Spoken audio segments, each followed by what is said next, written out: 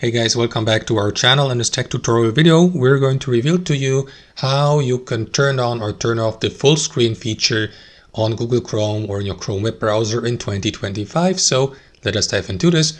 Alright guys, so as you can see here, I'm on Google Chrome and it is actually simple. There are two ways how you can access the full screen mode. Option number one, you press F11 on your keyboard just like that, and that is going to open the full screen mode. Option number two would be, let me just close it really quickly by pressing and holding escape on my keyboard.